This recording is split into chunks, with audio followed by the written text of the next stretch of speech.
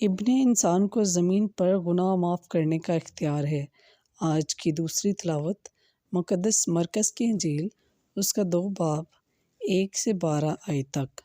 اور کئی دن بعد وہ کفرنہوم میں پھر آیا اور سنا گیا کہ وہ گھر میں ہے، اور وہاں اتنے لوگ جمع ہو گئے کہ دروازے کے پاس بھی جگہ نہ رہی، اور وہ انہیں کلام سنا رہا تھا۔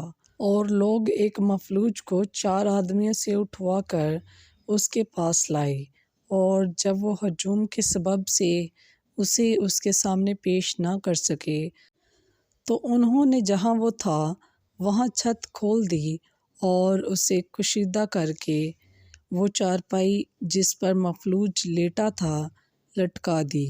یسوع نے ان کا ایمان دیکھ کر اس مفلوج سے کہا، بیٹا تیرے گناہ معاف ہوئے۔ مگر وہاں بعض فقی بیٹھے تھے، اور وہ اپنے دلوں میں خیال کرنے لگے کہ یہ کیوں ایسا کہتا ہے، کفر بکتا ہے۔ گناہ کون معاف کر سکتا ہے سوائے ایک یعنی خدا کے۔ اور فوراً یسوع نے روح سے جانتے ہوئے کہ وہ اپنے دلوں میں ایسا خیال کرتے ہیں، ان سے کہا، تم کیوں اپنے دلوں میں ایسی باتیں سوچتے ہو؟ آسان کیا ہے، مفلوج سے کہنا کہ تیرے گناہ معاف ہوئے، یا کہنا کہ کھڑا ہو، اپنی چارپائی اٹھا اور چلا جا؟ بس تاکہ تم جانو کہ ابن انسان زمین پر گناہوں کے معاف کرنے کا اختیار رکھتا ہے۔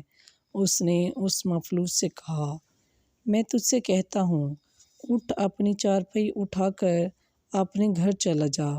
اور وہ اٹھا اور فوراً چارپائی اٹھا کر ان سب کے سامنے باہر چلا گیا۔ چنانچہ سب حیران ہو گئے اور خدا کی تعریف کر کے کہنے لگے کہ ہم نے ایسا کبھی نہیں دیکھا۔ بس پاکلام کے پڑھے اور سنے جانے پر خداوند کی خاص برکت ہو۔ خداوند کا شکر ہو۔